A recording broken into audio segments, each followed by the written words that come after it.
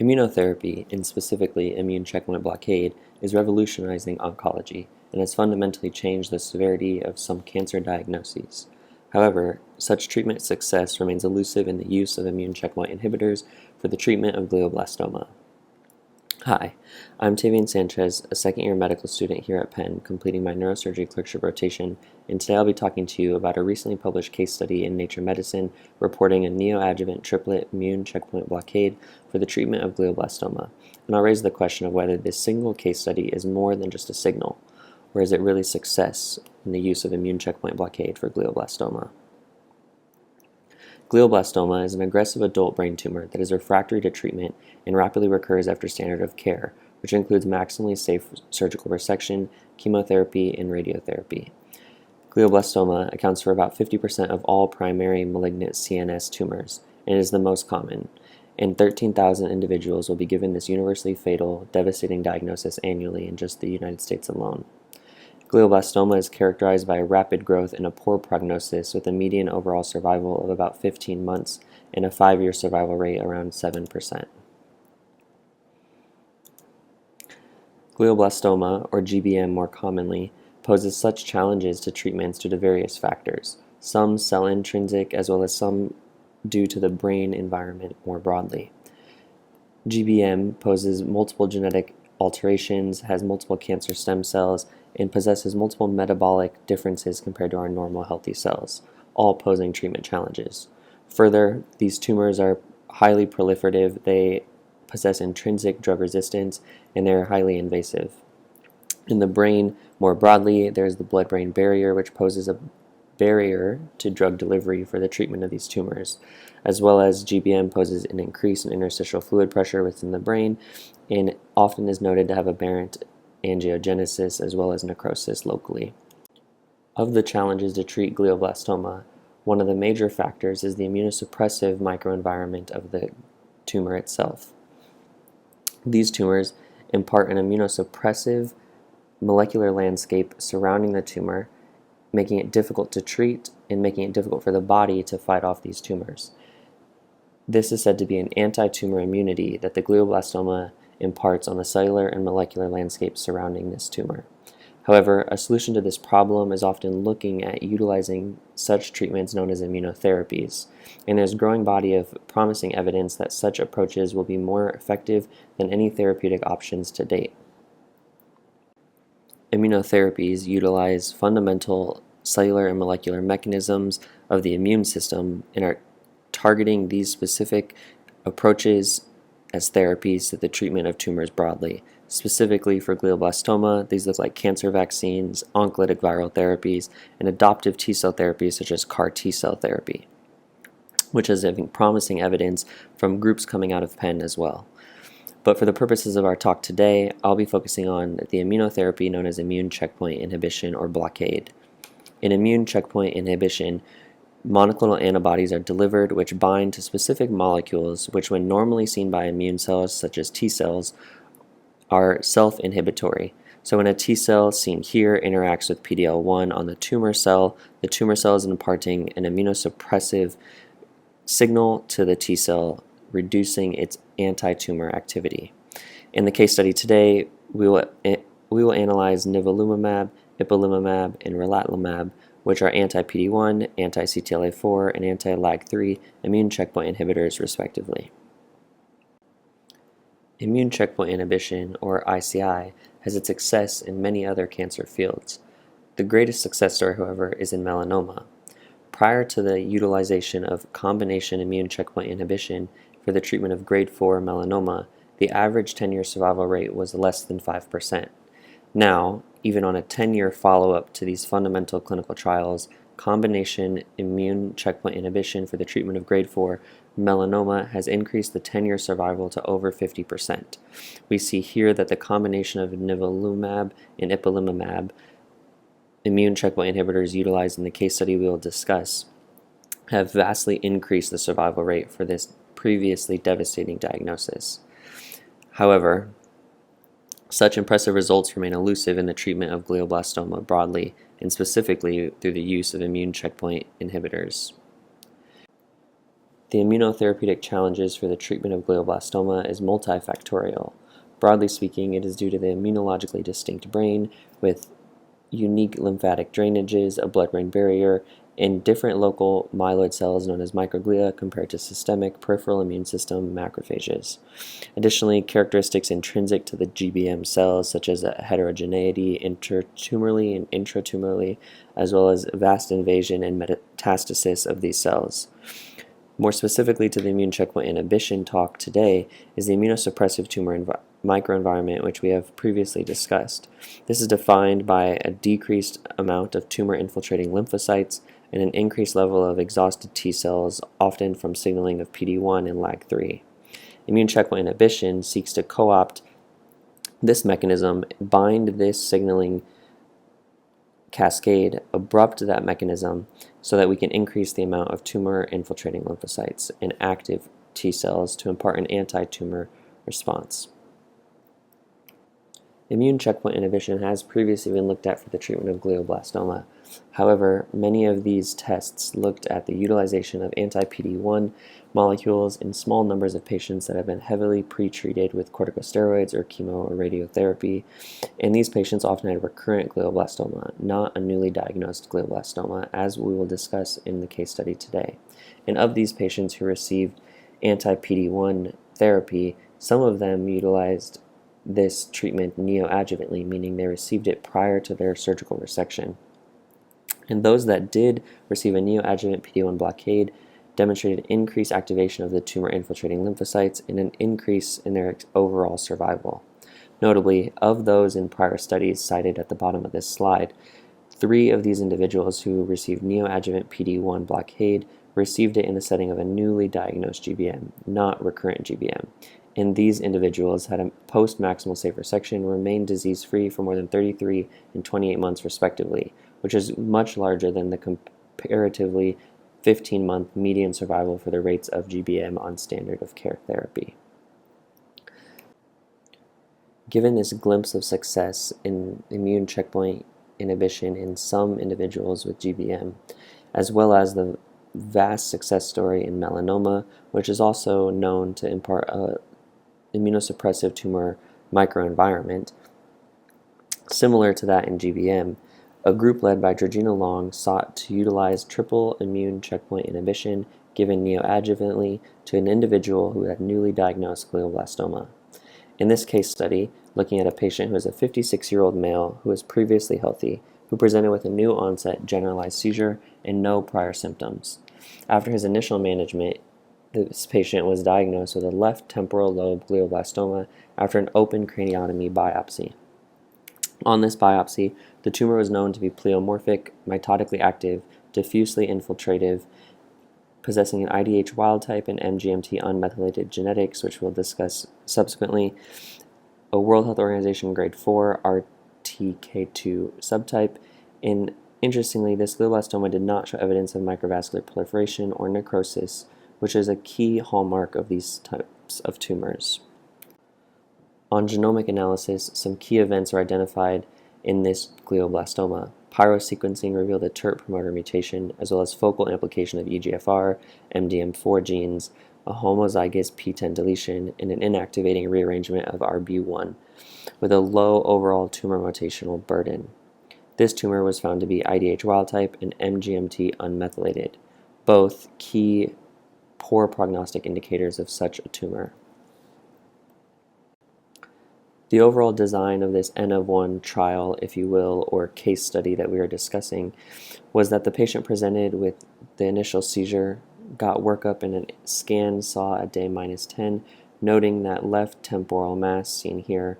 The patient then subsequently underwent a biopsy, which we discussed the tumor genetics and histological findings. This patient then underwent the initiation of the triplet immune checkpoint inhibition therapy, consisting of 1 cycle of nivolumab, relatlimab, and ipilimumab, which are anti-PD-1, anti-LAG-3, and anti-CTLA-4 monoclonal antibodies, respectively. The patient went on this cycle of neoadjuvant treatment for about 2 weeks prior to resection. The patient received interval MRIs demonstrated here at the diagnosis, during treatment, post-resection, as well as in follow-up for up to 17 months post-resection. The patient also received standard of care, adjuvant immune checkpoint inhibition post-resection, as well as a 6-week course of radiotherapy. Interestingly, this patient also received a peptide vaccine, which is not standard of care, but has been demonstrated and utilized in the treatment of glioblastoma. Keep this in mind as we go forth discussing the findings in this case study, as this could be a potential confounding variable for the results demonstrated by this group in this individual's treatment of glioblastoma with neoadjuvant triplet immune checkpoint inhibition. To evaluate the efficacy of the immune checkpoint inhibition, the researchers sought to investigate the immune profile surrounding the tumor comparative to the pre-treatment biopsy as well as the post-treatment resection. And in doing so, they looked at the levels of CD4 positive and CD8 positive cells. In pre-treatment, we see a low number of these T cells, but in post-treatment, we see an increased number of these cells on immunohistology. Further, not only did the investigators want to just see an increase in cellularity via number, they wanted to investigate whether these activated CD4 and CD8 cells were co-localizing with tumor, and that is what is seen on this immunohistochemistry, signaled by the yellow CD8 positivity, red CD4, and the white granzyme B indicating an active CD8 and CD4 positive cells. So initial data is demonstrating that this immune checkpoint inhibition is increasing the amount of CD4 positive and CD8 positive cells post-treatment.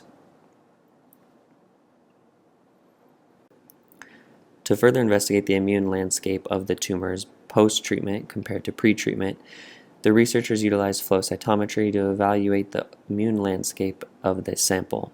What the investigators found is an increase in the activated tumor-infiltrating cells post-treatment, and this infiltration was dominated by CD4 positive T effector memory cells, as can be seen here in the post-treatment flow data. What is also of note is that the investigators looked at overall T cells that are activated pre-treatment as well as post-treatment. And these activated T cells are defined by being PD-1 positive and Ki-67 positive, because when a T cell becomes activated, it upregulates PD-1 expression on its surface, which is that inhibiting cascade that we had discussed previously. These immune checkpoint inhibitors, specifically nivolumab, works by blocking this PD-1 signaling cascade so that the T cell remains active and no longer can receive PD-1 inhibitory signals. So a way to determine whether your immune checkpoint inhibition is demonstrating an increased immune response is by looking at those T cells activated pre-treatment that are expressing PD-1. So we have about a 5.2% T cell activation here. And then what we see post-treatment is of the T cells in that tumor microenvironment, 44% of them are activated and possess Ki-67 positivity and nivolumab positivity, indicating that the ICI is binding to PD-1 and allowing these T cells to remain more active and increasing the immune response in the tumor, which was identified post-treatment on that surgical resection we had discussed. Now, of these activated T cells with Ki-67 positivity and nivolumab positivity, the investigators then sought to investigate the cellular makeup of these activated T cells. By gating with FOXP3, the investigators are able to identify that the majority of these activated T cells seen with their PD-1 positivity and Ki-67 positivity were CD4 positive T effector memory cells. Further analysis demonstrates that of these activated T cells expressing nivolumab, meaning that ICI is binding to its target specifically, 91% of CD8 positive T cells are expressing granzyme B, enabling them to impart their cytotoxic effects. Outside of the cellular landscape, the investigators went to investigate the chemical and molecular landscape surrounding the tumors. And the data demonstrate that post-immune checkpoint inhibition neoadjuvantly, there is an increased level of inflammatory and pro-immune signaling in the tumor microenvironment. To evaluate the molecular level efficacy of nivolumab binding to its target, The investigators sought to gate on nivolumab positivity in their T cell populations and found that of the activated T cells demonstrated here, 75% and upwards to 90% are nivolumab positive. Further, those that are T cells that are activated post-treatment in the tumor microenvironment post-resection, 0% of these T cells had an open PD-1 ligand. Notably, however, there was insufficient material noted by the researchers that was available for such analysis on the pre-treatment side, given the small amount of tissue that they recovered in their biopsy pre-treatment. In an effort to solve this insufficient pre-treatment biopsy tissue for certain analysis to compare pre to post-treatment, the investigators analyzed peripheral blood mononuclear cells circulating. They did so by utilizing flow cytometry on this gating strategy, separating out debris, isolating single cells, isolating live cells, and separating out to the specific T cell populations we have previously discussed. In the circulating peripheral immune cells, the researchers' data demonstrate that checkpoint expression was induced post-treatment. We see this by pre-treatment activated T cells expressing nivolumab pre-treatment was 0% across the board. However, post-treatment, nivolumab detection went from 0 to 30% in CD8 positive cells, 0 to 46% in CD4 positive, as well as 0 to 52% in T regulatory cells. Further, not only are these T cells activated and bound to nivolumab, they are also expressing MHC class II, and further, these T cells are demonstrating markers of increased immune activity. Additionally, looking at the other immune checkpoint inhibitors, such as LAG3 and CTLA4, similar results are found that pre-treatment, almost 0% of activated T cells are expressing LAG3 or CTLA4, and post-treatment there is an increase in these cells circulating peripherally. To further evaluate the immune response post-triplet immune checkpoint inhibition given neoadjuvantly, the researchers analyzed the number of clonotypes of the T cell receptor, both pre and post-treatment in peripheral blood as well as in the tumor. What the data demonstrate is that in both samples, pre and post, in blood and tumor compartments, the clonotypes of your T cell receptors expanded for this individual. What is also seen is that when they tracked the origin of clonotypes that were detected in the post-tumor specimen, of these specific T cell receptor clonotypes, 63% were unique to the post-treatment sample. Altogether, this T cell receptor data demonstrates that there is a more diverse T cell receptor repertoire and a reduced TCR clonal dominance post-neoadjuvant immune checkpoint inhibition, all supporting an increased immune response post-treatment for this individual fighting glioblastoma. Altogether, the data demonstrate that this individual had an increased immune response post-triplet neoadjuvant immune checkpoint inhibition. Whether this specific treatment therapy and the immune profile demonstrated in the data discussed here is the reason this individual has remained 17 months recurrence-free is up to discussion. The data is strong in supporting that this therapy may have been a reason this individual is able to have such a successful response to treatment. However, given this is an N of 1 case study, we must take these findings in the context of previous clinical trials that have been utilized for the treatment of glioblastoma using immune checkpoint inhibition. And so in looking at that, what we see is that there is a prior clinical trial titled the Nutmeg trial, which was a randomized phase 2 study that looked at nivolumab, the anti-PD-1 immune checkpoint inhibition, and temozolomide versus temozolomide alone in newly diagnosed older patients with glioblastoma. So we see here we're also looking at a newly diagnosed glioblastoma, but this time the single therapy immune checkpoint inhibitor is given adjuvantly post-resection. And what we see is that there is no benefit in overall survival or progression-free survival. Another clinical trial published in 2022 also had similar findings, that nivolumab plus standard of care imparted no overall survival benefit. Interestingly, these were done for tumors that had a methylated MGM promoter, separate from our individual in the case study who had an unmethylated MGMT promoter. In the Checkmate 143 study published in 2020, this randomized clinical trial also demonstrated no benefit for the use of nivolumab or an anti-PD-1 checkpoint inhibitor for the recurrent treatment of glioblastoma. In such individuals, the median overall survival was about 10 months. This does differ from the tumor that this individual had, given that he received his dose of immune checkpoint inhibitor neoadjuvantly, and it was a newly diagnosed glioblastoma.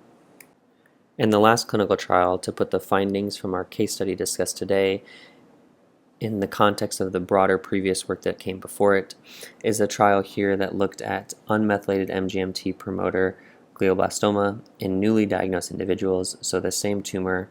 However, these individuals again received immune checkpoint inhibition, nivolumab, adjuvantly post their surgical resection. But again, we see the same finding, that nivolumab imparted no overall survival benefit, and it provided no median progression-free survival benefit. So that brings us to the question again of whether this neoadjuvant combination immune checkpoint blockade for the treatment of newly diagnosed MGMT promoter unmethylated IDH wild-type glioblastoma was more than just a signal. Is this N of 1 case study enough to support the use of neoadjuvant combination immune checkpoint blockade for those with glioblastoma? The data presented in this case study show that there is an activation and expansion of tumor-infiltrating lymphocytes as well as peripheral T cells associated with a successful immune checkpoint inhibition. So this case study clearly demonstrates that there potentially was an improved immune response post-immune checkpoint inhibition. However, I would urge you to be wary of these findings given it is an N of 1, it was a case study, and this individual is also receiving confounding treatments through a personalized peptide vaccine. Nonetheless, 17 months without recurrence and the impactful data demonstrating a clear increased immune response and anti-tumor immunity with this checkpoint inhibition treatment is exciting. I'm hopeful that this evidence supports further work into evaluating combination immune checkpoint inhibition given neoadjuvantly for the treatment of glioblastoma. Thankfully, the investigators of this case study are doing just that. The trial of glioblastoma immunotherapy advancement with nivolumab and relatlimab, or the GIANT trial, will be an open-label, multi-center, randomized, perioperative Phase 2 trial with safety lead-in phase to investigate the feasibility, safety, and tolerability of such treatments. They will utilize a neoadjuvant paradigm as well, and so I'm hopeful and look forward to evaluating the published data when this trial begins enrolling and releases its findings. Thank you for your time.